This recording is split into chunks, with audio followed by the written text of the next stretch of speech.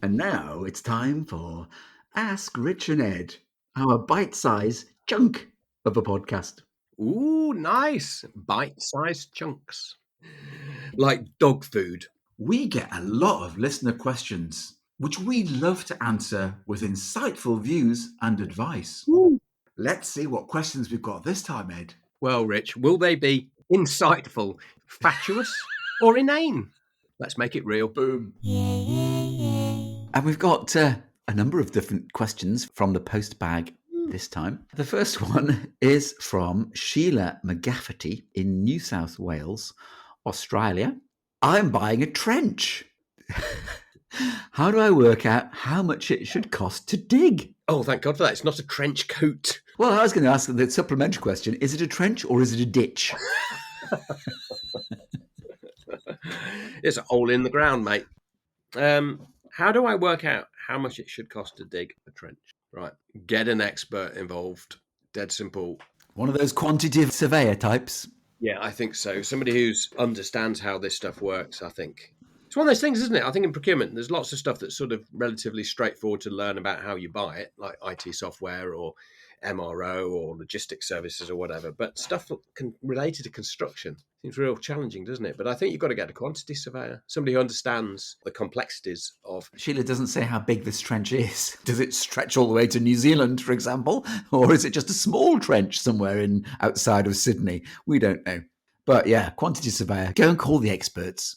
Oh, did you see that in Italy there's a furore because the Italian government want to build a bridge between the mainland and Sicily? Oh. Apparently, reaches back to the Romans wanted to build a bridge across to Sicily and never did, and nobody ever has since. And the people of Sicily are really up in arms about the fact that they want to build a bridge so that people can access the island. What's their problem with it? Didn't say on the news. It just stopped there with people demonstrating. Won't it be easier routes for the Sicilians to bring their narcotics back into Italy?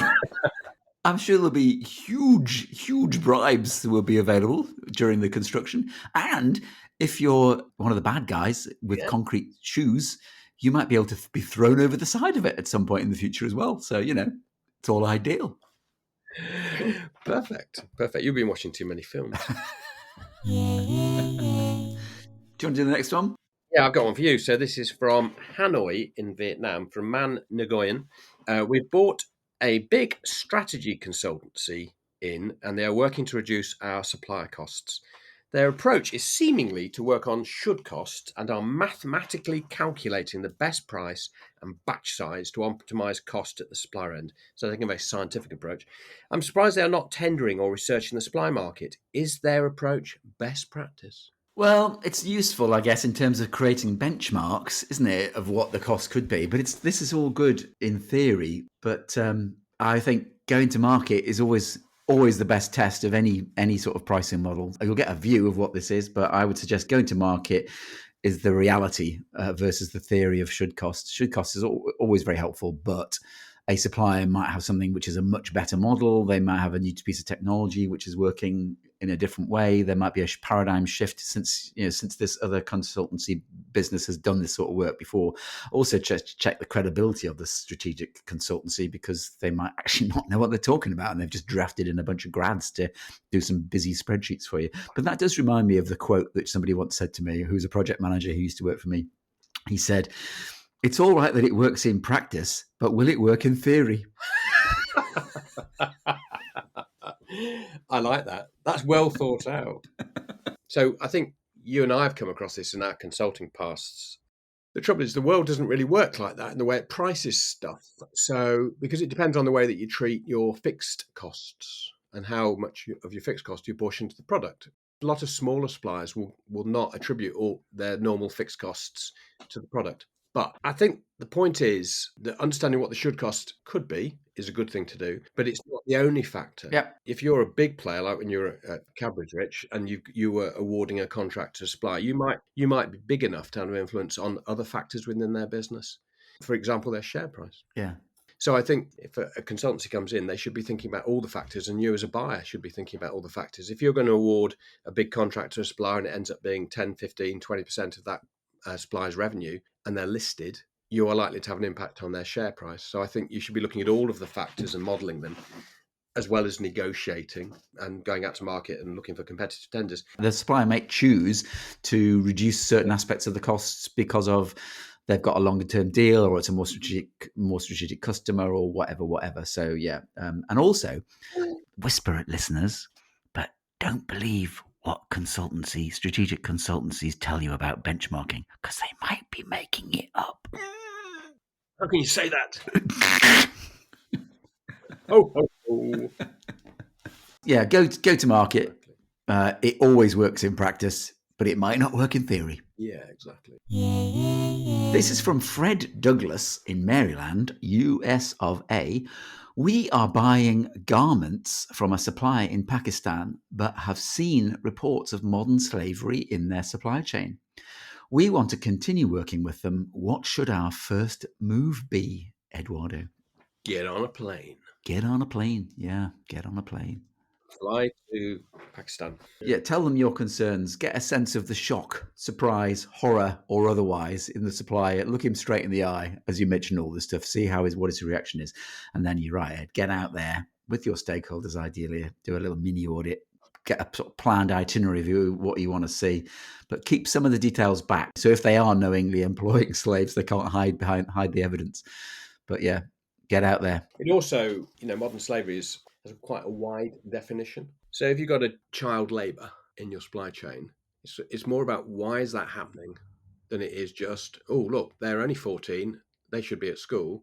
You don't know situationally what that means and what the reason for that is. I'm not saying it's right, but it may be something that you would consider overlooking or trying to help with. I think the other one is if you think it's a very serious issue and it's very clear in your anti-slavery policy, and if you're a garment manufacturer, you're probably thinking about your reputational risk for your brand, you might want to go out there without telling them. You might just want a surprise visit, because if I've seen this in the electronics sector when we were outsourcing to Taiwan for some product, and when you're making printed circuit boards, you have an anti-static wristband and stuff like that. I had a colleague, an engineer who was out in Taiwan working with a supplier, and they just didn't wear any of this stuff. But then he said the phone rang in the room. It was that the inspectors were coming round, and immediately plugged everything back in and made everything like it should be, and they did an inspection, and then they disappeared, and then he just unplugged everything and went, yeah, it's not, sort of thing. So, and that's a bit about when you raise it with them, tell them your concerns, and just get a sense of their reaction. Yeah, but you've got to go and have a look at it, and possibly don't tell them. Right, last question. This is from Jose Huzar. I have said that right, in Los Angeles. This is a cracker, Rich. My boss appears to be very close to one of my suppliers in the construction category. Dun, dun, dun. Building a bridge to Sicily, perhaps? Concrete boots. He has had a number of meetings with them off-site and without inviting me or my stakeholders. He has suggested on a couple of occasions that we directly award business to them, and has also suggested sharing other suppliers' bids to ensure that this supplier remains competitive.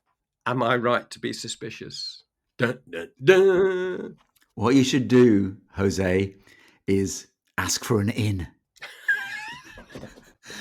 Just say to your boss, I know what you're up to, and I want a part of it. I don't want to die. I don't want my family all to be murdered. I don't want a horse his head in my bed. Yes, you are right to be suspicious, I think. Yes. How you deal with it? Have you got a whistleblowing policy? Is your boss in charge of the whistleblowing policy?